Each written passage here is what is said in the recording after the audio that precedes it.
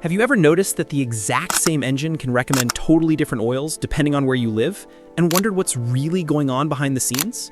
Because once you understand it, you'll realize this isn't just a tiny detail buried in the owner's manual. It's a decision that can either protect your engine for hundreds of thousands of miles, or slowly grind it down while you never see it coming. And no, the real reason has nothing to do with climate charts or whatever the dealership guy told you. What you're about to learn is the part manufacturers never explain, the part that affects every cold start, every highway pull, every scorching summer commute. By the end of this video, you'll know exactly which oil your engine was actually engineered for, and whether the oil you're using right now is giving you protection or silently shortening your engine's life. Let's start with the mystery no one can ignore. Same engine, different oil grades. The Toyota 2.5 liter, Honda 1.5 turbo, Subaru's 2.5. In the US, they all scream 0W-20 only. Across the ocean to Europe, Australia, or Japan, suddenly it's 5W-30, 10W-30, sometimes even 5W-40. Same block, same pistons, same bearings, same turbo. Why would the manual change, but the metal stay exactly the same? Because the weather isn't the answer. If TriMet truly dictated oil viscosity, Florida and Finland would run completely different oils. But they don't. Something bigger is happening. Something driven by laws, paperwork, and corporate strategy. And it starts with one word: CAFE, corporate average fuel economy. In the US, automakers get hammered with huge fines if they don't squeeze every last fraction of an MPG out of their fleet.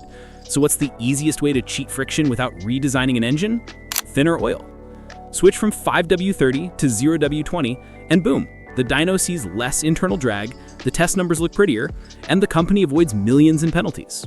It's not a conspiracy, it's math. And it works. But here's the part they never advertise. Thinner oil doesn't mean stronger oil.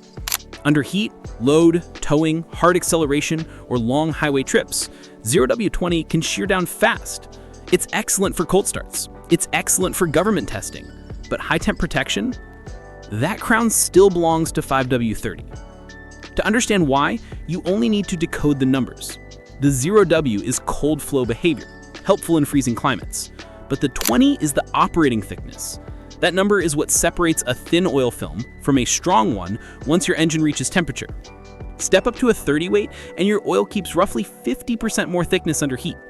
That's extra cushion for your bearings, crankshaft, cam lobes, the places where engines fail quietly long before you hear a knock. And here's the twist.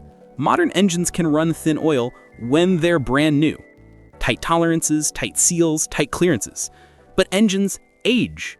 Clearances widen, wear increases, hot spots get hotter.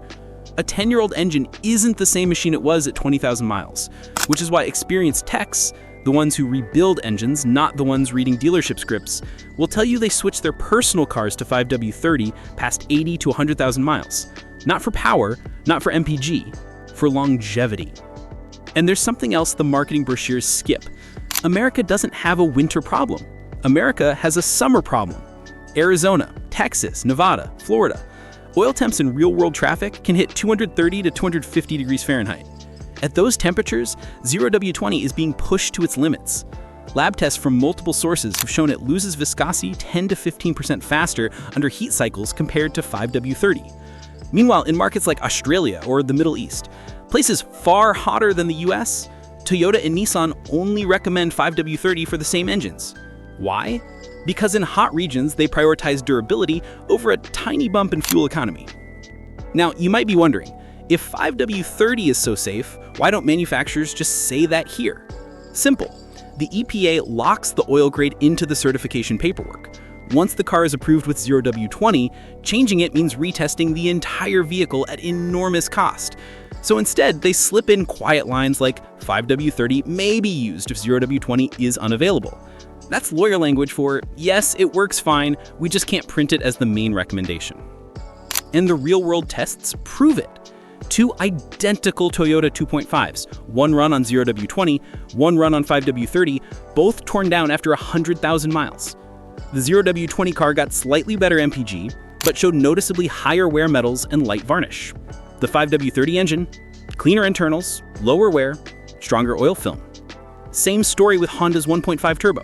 With 0W-20, more consumption, more turbo wear. Switch to 5W-30, consumption drops, wear drops, temps stabilize. So what about warranties? Relax, warranty law is crystal clear. A dealer must prove your oil choice caused the failure. Using a high-quality 5W-30 synthetic that meets the same API or ILSAC standards absolutely does not void your warranty. Most technicians know this. Many rely on it. Some even admit they run thicker oil in their own vehicles while still putting 0W-20 in customer cars because that's what's on the invoice. So what should you do? If you live in a cold region and mostly take short trips, 0W-20 is fine. It warms quickly, flows fast, and keeps emissions low. But if you live in a hot climate, drive long distances, tow, haul, own a turbo, or have more than 60,000 miles in your engine, then switching to a high-quality 5W-30 synthetic is one of the simplest ways to reduce wear, control oil consumption, and protect your engine as it ages. Because here's the truth. These engines were designed from day one to handle both oils. The only thing that changed was the regulatory environment, not the engineering. If you want your engine to survive the heat, the miles, the age, and the real-world driving conditions you face every single day, choose the oil that protects metal, not the one that protects paperwork. If this helped you make sense of one of the most confusing topics in car ownership, hit like, subscribe, and tap the bell because the truth about what's happening inside your engine is the cheapest insurance you'll ever buy.